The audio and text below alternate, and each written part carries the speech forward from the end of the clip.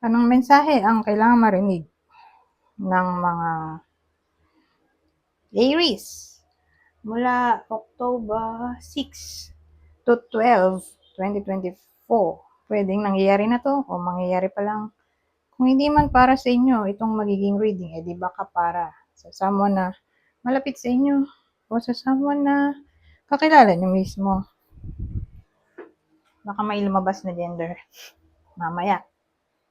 Gawin nyo na lang energy, masculine at feminine energy. Pwede rin naman na wag nyo nang pansinin yung gender.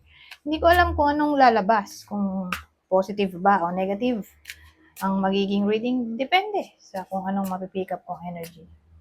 So, magsimula na tayo.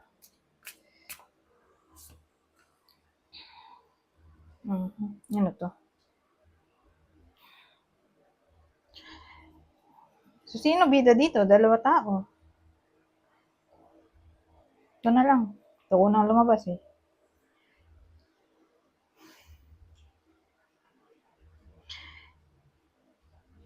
So, ang dating sa akin, may iba sa inyo na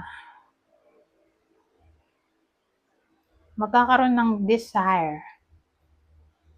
At ang desire ay i-express ang sarili.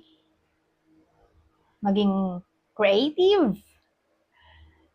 Maging somewhat business-minded. Yung parang entrepreneur o entrepreneur. Parang may gusto siya, simulan, project, deal, creativity. Nandun yung kanyang enthusiasm. Okay?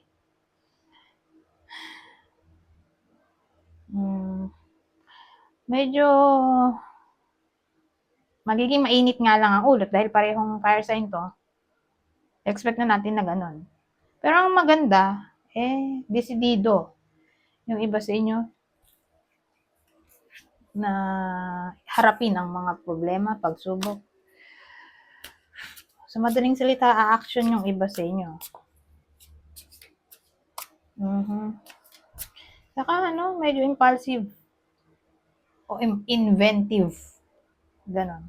Ganon. At dramatic.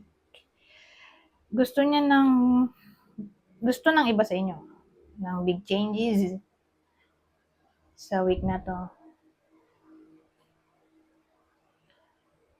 So regardless kung babae o lalaki, kasi ginawa ko tong energy, hindi siya tao. Ito naman, di ko alam kung anong gender niyan. So in general na lang, okay? Sa lahat na lang ng gender.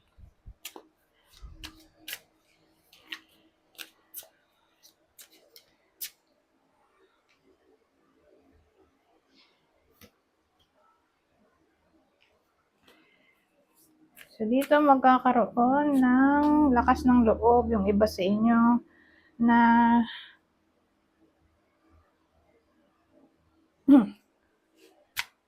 magkaroon na ng desisyon. Kasi pwede rin siyang difficult choice eh. Magkakaroon na ng lakas ng loob na tawag dito. Siguro, solusyonan. Kaya na indecision din to eh.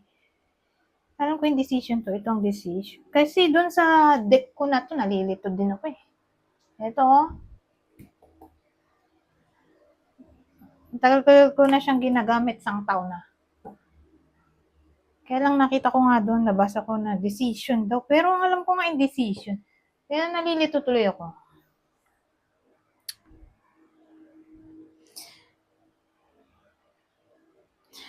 So, ganun. Pero indecision to, ito strength. Di decision na yan. Diba? Kakaroon na ng lakas ng loob na magdesisyon na yung iba sa inyo. So,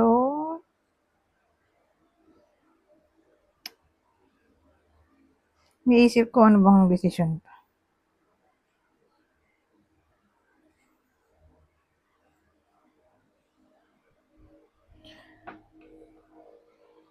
Tungkol saan ba yun? Ito nga, ma-action na eh. Di pa natin alam kung tungkol saan ba yun.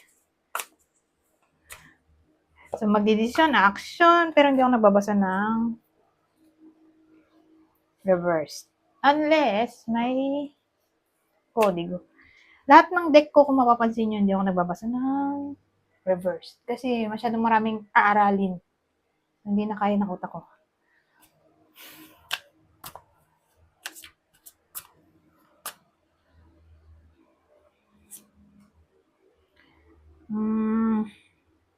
So, decision na grabe rin, 5 of bats, 7 of bats. Ito yung mga deception cards, di ba? Ito yung sneaky pa lang, so, ibig sabihin. Gumagawa siya ng anomalya, pero hindi ganun kalala, hindi katulad nito. Ito yung severe form sa swords. Kasi meron pang isa eh, di ba? Yung moon. Ayun yung pinakamalala siguro. Ito yung sabihin natin mild deception, moderate. Pagdating sa moon, severe na siguro yan. So, in all forms na ng panloloko, sabihin natin niloloko yung iba sa inyo. Nililin lang, minamanipulate, binibrainwash. Magkakaroon na kayo ng desisyon na umalis sa sitwasyon na ganon. Cheating, pwede rin, oh. So, depende sa kung anong form na ng deception ang nararanasan nyo. Sabihin natin, feeling nyo may ibang ka-chat. Ito naman, feeling nyo niloloko na talaga kayo at may iba na. Ganun eh. Ito kasi jealousy pa lang. Ito cheating na talaga. Confirmed na to. Yan, magdidesisyon na kayo na i-confront siguro. Depende. I-confront yung person ng iba sa inyo o umalis na talaga, literally, kung confirmed na. Diba? Kasi kung jealousy pa lang, i-confront. Pero kung literal na may cheating na talaga, aalis na kayo. Kayo na yung aalis. Iiwan nyo na yung partner nyo. Kung relationship. Pero kung sa ibang paraan, halimbawa, niloloko kayo sa pera, sa pagkakaibigan, sa trabaho, susumbong nyo siguro sa nakakataas o sa mga kaibigan nyo rin. Kung intuition pa lang yon, nakakakita ng red flag. Pero kung confirmed na talaga, edi again, kayo na yung aalis, iiwan nyo na yung friend nyo na manluloko. So, case-to-case basis.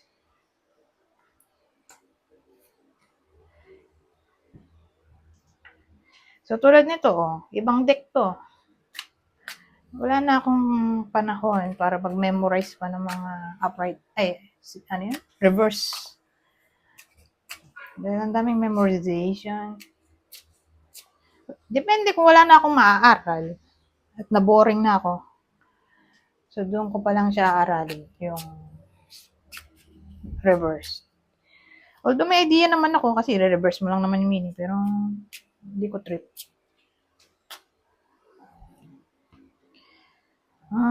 So, ito maganda in a way na may feminine energy tayo, whether babae o lalaki. Kasi kung lalaki, siya yung tipo ng tao na introvert o shy type. Yung tatama ng reading na to. Kung di babaeng tao ay lalaki, pero yun nga, introvert o shy type. Doon lang tatama sa lalaki kung ganun. Magkakapera daw siya. Kasi may tayo eh. May coin tayo dito. Malaki ang chance na magiging prosperous. Ang week na to. O magkakaroon siya ng unexpected money, o mapopromote, o sabihin natin magiging stable na. May something na magiging stable. Career? Kasi may case na ganun. Halimbawa, probationary pa lang. So, kung dito sa week na to, magkakaroon na ng decision kung mapapermanent ba, magtutuloy ba yung probationary sa permanency.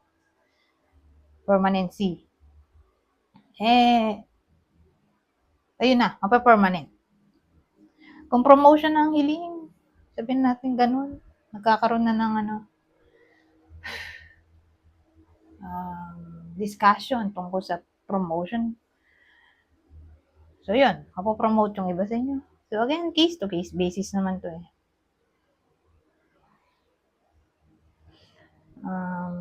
Sabihin natin magiging super productive, busy yung mga babae o lalaking introvert o shy type sa week na to.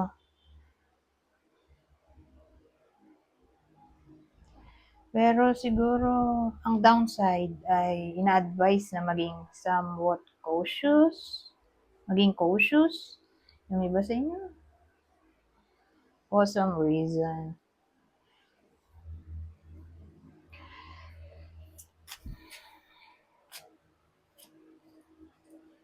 Ngayon,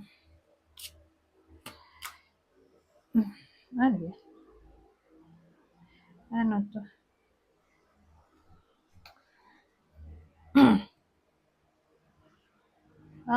ang dating sa akin,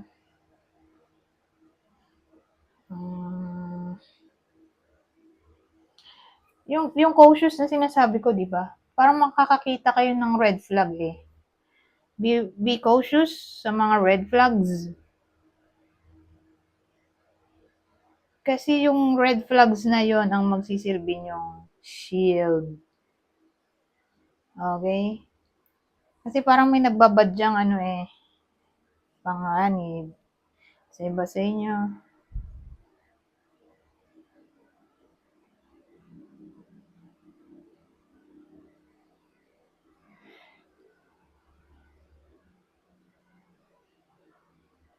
May tayo dito, parang red flag o warning sign na yun nga, may paparating na panganib.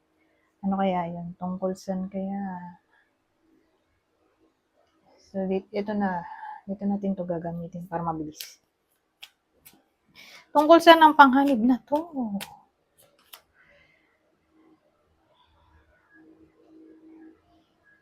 So, lalaki lang. Lalaki yung mag-ingat. Tungkol sa business niya, career, corruption, extortion, health,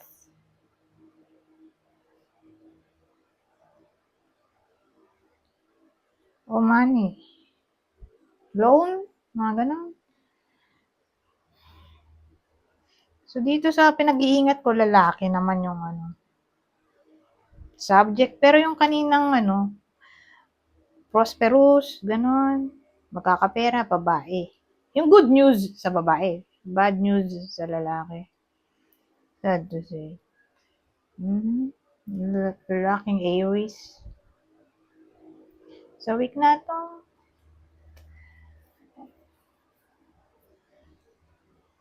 so alamin natin ang itsura niyang lalaking yan.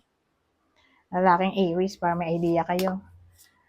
Kung kilala niyo ba to, hindi. Weda kayo mismo to. O ito yung person niya.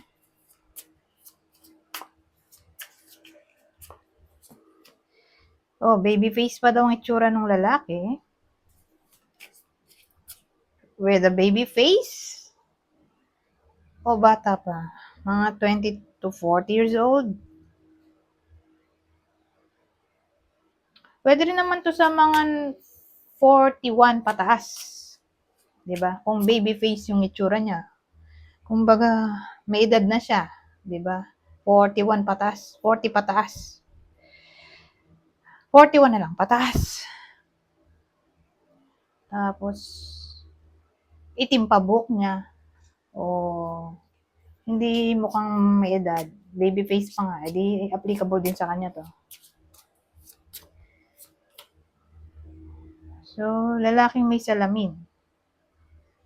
Ang huling card. So, lalaking may karelasyon. At ang karelasyon ay babae. So, yan yung Tatama ng reading na to. O lalaking binabae. May woman tayo dito eh. So, gay. Sila yung mag-ingat, okay? Yung mga sinabi kong description. Lalaki na in a relationship sa babae o lalaking binabae o gay. Baby face, saka may salamin. Alin man dyan. Okay? Yung clue natin para makapag-ingat.